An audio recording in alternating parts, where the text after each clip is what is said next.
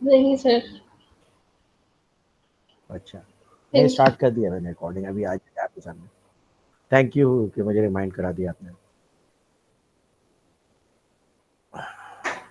अभी इंटरनेट ज़रा सा बड़ा इरेटिक परफॉर्म कर रहा है, वो रिकॉर्डिंग पे भी आने में 2-3 मिनट ले लेता है। तो रिस्क असेसमेंट करते हैं, और इसलिए कि मिसाल के तौर पे आजकल आप इंटरनेशनली ऑपरेट कर रहे हैं, फाइनेंस का रिस्क कितना ज़्यादा होता है। मिसाल के तौर पे आपका कंप्यूटर हैक हो गया, या उसके ऊपर वायरस आ गया, डेटा डिलीट हो गया, इस तरह के बहुत सारे रिस्क होते हैं। इसको असेस करके कंट्रोल मैकेनिज्म अप्लाई किए जाते हैं। बहुत सारी ऑर्गेनाइजेशन रिस्क को इस तरह से मिटिगेट करती हैं कि उनका जो मेन फ्रेम होता है, मेन सर्वर होता है, उसके साथ साथ वो एक सेकेंडरी सर्वर भी रखते हैं जो मिररिंग कर रहा होता है। यानी मेन सर्वर पे जो एक्टिविटी हो रही होती है उसको सिर्फ कॉपी कर रहा होता है, ताकि अगर किसी वजह से मेन सर्वर में कोई प्रॉब्लम आ जाए तो स्टिल उनका डेटा सेव रहे। और यू कैन अंडरस्टैंड कि ये कितना बड़ा रिस्क है दुनिया के लिए। पूरी दुनिया की एयरलाइंस बुकिंग कंप्यूटर बेस्ड है। अगर कभी भी किसी का सिस्टम ख़राब हो जाता है तो दुनिया में एयरक्राफ्ट उड़ नहीं सकेंगे, क्योंकि सारे शेड्यूल्स डिस्टर्ब हो जाएंगे। दुनिया के बैंक्स हैं, billions of dollars, trillions of dollars का ट्रेड होता है, एक्सचेंज होता है रोज़ाना पूरी दुनिया में, ऑल ओवर द वर्ल्ड। उनको बैंक्स हैंडल करते हैं, और ये सारा वो इलेक्ट्रॉनिकली हैंडल करते हैं। अगर ये सेफ ना हो तो यू कैन अंडरस्टैंड कि कितना बड़ा रिस्क है।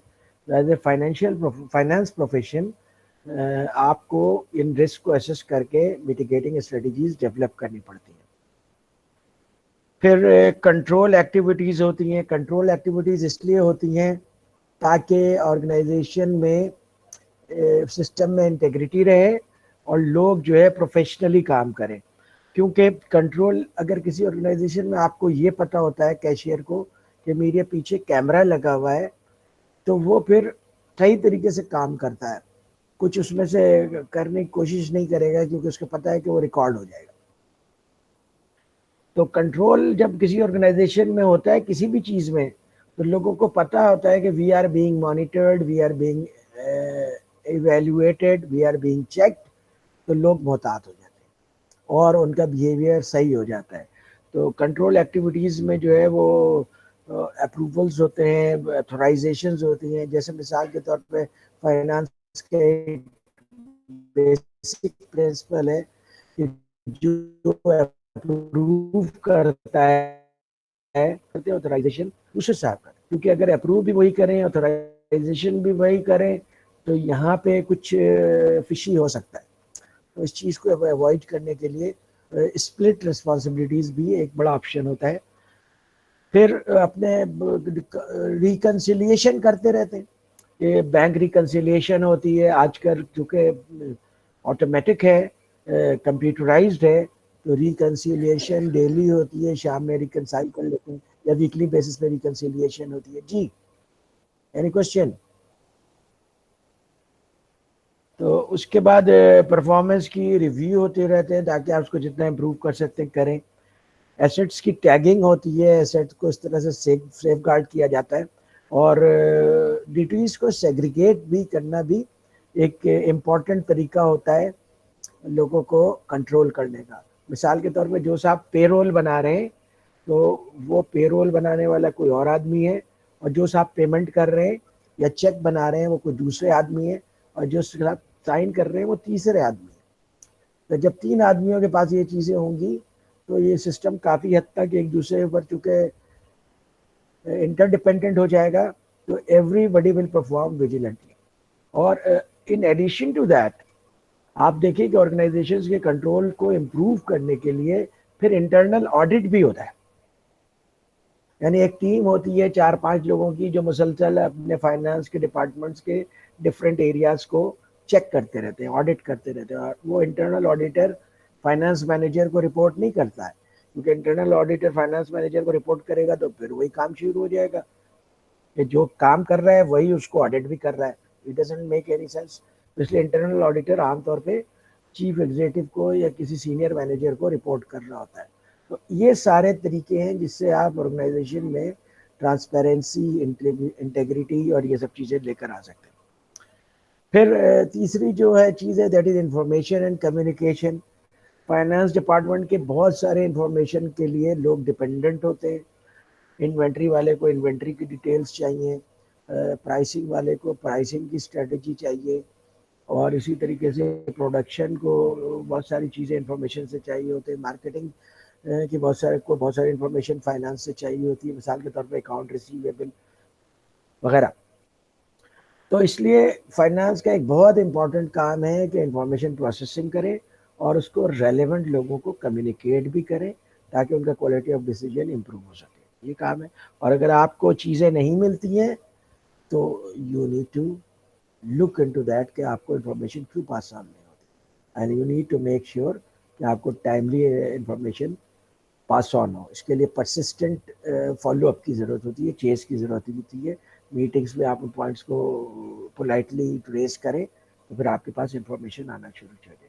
अगर आप इंफॉर्मेशन नहीं आ रही है आपके पास और आप ऑर्गेनाइजेशन में काम कर रहे हैं तो इसकी मिसाल ऐसे ही है जैसे कोई अंधा काम कर रहा हो, उसको नज़र ही नहीं आ रहा, कैसे काम करेगा।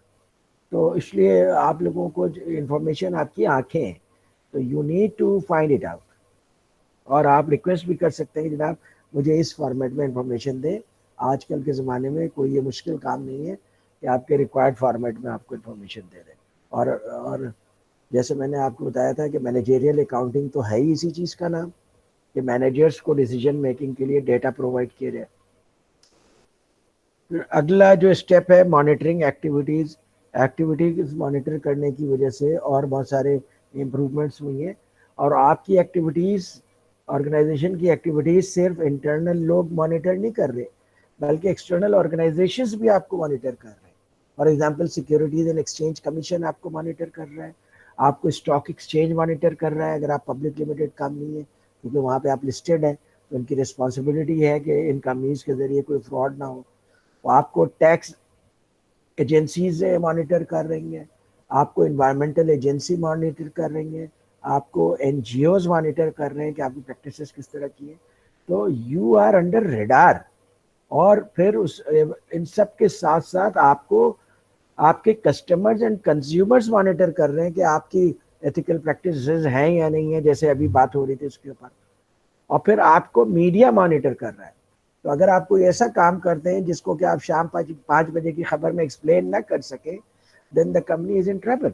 तो इन सब चीज़ों की वजह से मॉनिटरिंग अब बहुत ज़्यादा बढ़ गई है। You need to be more vigilant on financial matters particularly, क्योंकि फाइनेंशियल मैटर्स ज़्यादा सीरियस लिए जाते हैं। तो दुनिया में जो है ना दो बड़े स्कैंडल हुए थे 2001 और 2002 में, अमेरिका में ही थे दोनों स्कैंडल्स। एक एनरॉन का स्कैंडल था और एक वर्ल्ड कॉम का स्कैंडल था। आप में से किसी को आइडिया है कि एनरॉन का क्या स्कैंडल था, एनरॉन ने क्या किया था या वर्ल्ड कॉम ने क्या किया था? सर बहुत सारे इन्वेस्टर्स की जो है उन्होंने मतलब सेविंग्स जो है एम्बेजल कर दी थी, बेसिकली सब ज़ाया हो गई थी। बहुत सारे अमेरिकन पछताए थे, यहाँ तक मुझे याद है। एनरॉन का मुझे इतना पता है, दूसरा का क्या पूछा था मुझे याद नहीं है। एंड रिजल्ट तो उसका यही था, यस ऑफ कोर्स। इसी वजह से आप सिक्योरिटीज एंड एक्सचेंज कमीशन वगैरह बहुत विजिलेंट हो गए। एनरॉन एक एनर्जी कंपनी थी, दुनिया की नंबर 1 एनर्जी कंपनी थी, टॉप परफॉर्मेंस थी, कंसिस्टेंसी के साथ वो स्टॉक एक्सचेंज में अच्छे रिजल्ट्स दे रहे थे। उनका जो स्टॉक उस वक्त 2000 में जो उनकी वैल्यू थी वो 96, 97, $98 पे रहती थी उनके स्टॉक की value. One of the most premier company in the world थी। फिर जाहिर है कि आप हमेशा अच्छा परफॉर्म नहीं कर सकते। जब आप अच्छा नहीं परफॉर्म कर सकते तब भी आप ऑनेस्ट रहें, अपने स्टेक होल्डर्स को, शेयर होल्डर्स को आप अप्राइज करें, जनाब इस सिचुएशन में हम जो है यही परफॉर्म कर सकें, इस दफ़ा लॉस हो गया है। आमीन, होता है, लॉस भी होता है, जब परफॉर्मेंस नीचे भी जाती है। लेकिन उनके चीफ एग्जीक्यूटिव्स के ईगो इतने बड़े हो गए थे कि वो अपने ईगो की वजह से लॉस को वो नहीं करना चाह रहे थे, डिस्क्लोज नहीं करना चाह रहे थे। तो उन्होंने बहुत सारी ड्यूबियस प्रैक्टिसेस की अकाउंटिंग के अंदर। ड्यूबियस प्रैक्टिसेस क्या थी? ये एक बहुत कॉमन प्रैक्टिस होती है, ये भी अभी तक लोग इसको प्रैक्टिस करते हैं। ये बहुत बड़ा मसला है कि आपने मिसाल के तौर पर जून में आपका टारगेट पूरा नहीं हुआ तो आपने डिस्ट्रीब्यूटर से कहा कि भाई तुम मुझसे, कस्टमर से कहा कि आप मुझसे परचेज कर लें, 10% डिस्काउंट ले लें, 20% डिस्काउंट ले लें, ठीक है, वो परचेज कर लेते हैं। तो यहाँ तक तो चलो ठीक है, अगर कंपनी को लॉस नहीं हो रहा इतने डिस्काउंट के ऊपर। उसके अलावा मजीद क्या होता है कि जून के बाद जब वो ट्रांजेक्शन क्लोज हो जाती है, वो आपके सेल्स में रिकॉर्ड हो जाता है, तो जुलाई में वो सारे डिस्ट्रीब्यूटर आपको रिटर्न करना शुरू कर देते हैं। तो जून तक तो आपने अच्छी परफॉर्मेंस दिखा दी है, अब अगले साल की अगले साल देखी जाएगी। फिर उसके बाद एसेट्स के लिए उन्होंने क्या किया था, ये जो बाज एक्सपेंडिचर्स कर रहे थे उसको एक्सपेंस में रिकॉर्ड करने की बजाय वो उसको रिकॉर्ड कर रहे थे कैपिटल इन्वेस्टमेंट में, एसेट बन रहा था। हालांकि वो एक्सपेंस था, उसको माइनस होना चाहिए था, लेकिन एसेट बनने की वजह से एक तो इनकम स्टेट में माइनस नहीं हो रहा था, और दूसरे वो आपके बैलेंस शीट में जाके आपके एसेट्स को स्ट्रॉन्ग कर रहा था। ये ऑफ कोर्स ये बिल्कुल गलत प्रैक्टिस थी, और जिस तरह की टर्मिनोलॉजीज यूज करते थे वो किसी को नहीं पता होता था कि ये टर्मिनोलॉजी का मतलब क्या है। बस उसका मतलब ये समझते थे कि इसको जाकर के एसेट में ऐड कर दो, एसेट में ऐड कर देते थे। बड़े बड़े वहाँ पे चार्टर्ड अकाउंटेंट्स काम करते थे, हजारों की तादाद में वो ये प्रैक्टिस किए जा रहे थे। फिर उनमें से किसी ने फाइंड आउट किया कि यार ये तो सही नहीं है, और ये जो अकाउंटिंग प्रैक्टिस हो रही है ये तो स्टैंडर्ड अकाउंटिंग के मुताबिक नहीं है। फिर उन्होंने उसको रिपोर्ट किया, चेक किया, तो एनरॉन तो ऐसी बैंकरप्ट हुई कि उसका शेयर वैल्यू $0.25 पे आ गया। ज़ाहिर है सारे इन्वेस्टर्स के पैसे डूब गए, और एनरॉन जो है वो बैंकरप्ट हो गई, और फिर उसके बाद सेल करके जो जितना वो थोड़ा बहुत लोगों को मिल सकता था वो मिला। फिर वर्ल्ड कॉम का स्कैंडल था, वर्ल्ड कॉम टेलीकम्युनिकेशन कंपनी थी, आर्थर एंडरसन टॉम, वो भी इनके साथ मिले हुए थे, उनके एक दो डायरेक्टर्स, और उनके अकाउंट्स को वेरीफाई कर देते थे। तो उस ज़माने में चूंकि लेजिस्लेशन नहीं थी, तो लेजिस्लेशन नहीं होने की वजह से बहुत सारे लोग बच गए, लेकिन जो टेलीकॉम का चीफ एग्जीक्यूटिव था वर्ल्ड कॉम का, उसको 25 साल की सज़ा हुई। और उसके अब किसी को आदमी को 25 साल की उम्र में सज़ा हो, वो 60 ईयर्स का रनिंग हो,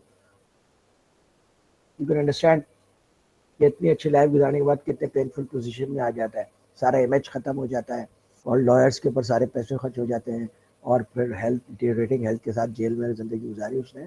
तो उसके मरने से 1 साल पहले उसको पेरोल पे रिहा कर दिया गया, बिकॉज उसकी हेल्थ बहुत ख़राब हो गई, और उसके 1 साल में उसका इंतकाल हो गया। तो इस तरह से भी लोगों को डाउनफॉल आता है। इतने टॉप पे गए, एनरॉन के चीफ एग्जीक्यूटिव थे, बट कुडंट सस्टेन। तो ये जो पोजीशन ऑफ रिस्पॉन्सिबिलिटीज होती है ना, इनमें आप ही लोग जाएंगे एक दिन, ठीक है, आप में से कोई चीफ एग्जीक्यूटिव बना हुआ होगा, कोई चीफ ऑपरेटिंग ऑफिसर बना हुआ होगा, कोई डायरेक्टर बना हुआ होगा। ये पोजीशंस ऑफ रिस्पांसिबिलिटी होती है, लोगों को डायरेक्शन देते हैं, काम तो आपके अंडर लोग करते हैं,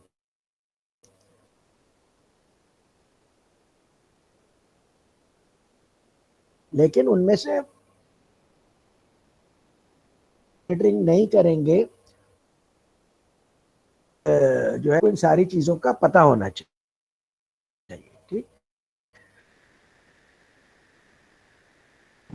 सर आपकी आवाज बहुत कट रही है बीच बीच अच्छा में। जनाब, तो ये सब जब अभी रिसेंटली जो वाकया हुआ 2007 में जो है अमेरिका में और यूरोप सर आपकी में आवाज जो, बहुत वो कट के आ रही है, बिल्कुल भी नहीं आ रही अब तो।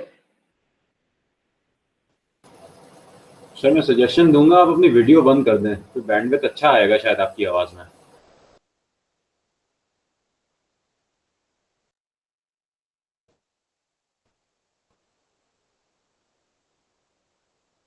अच्छा सर अपना कैमरा ऑफ कर दें आप।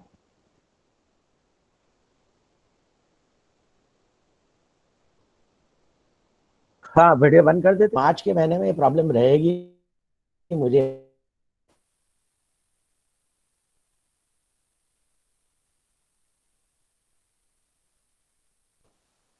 हाँ कैमरा भी ऑफ कर सकते हैं,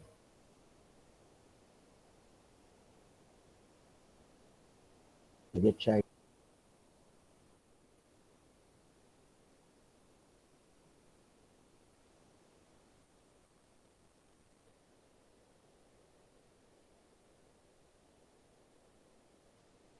नहीं,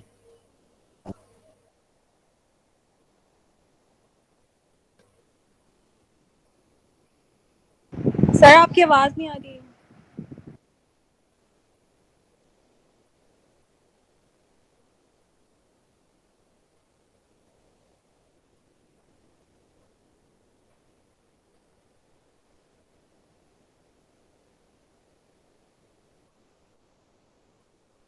आई नो, क्योंकि नेटवर्क का प्रॉब्लम चल रहा है और मैं इसीलिए अब शिफ्ट हो रहा हूँ मोबाइल पे। ठीक है,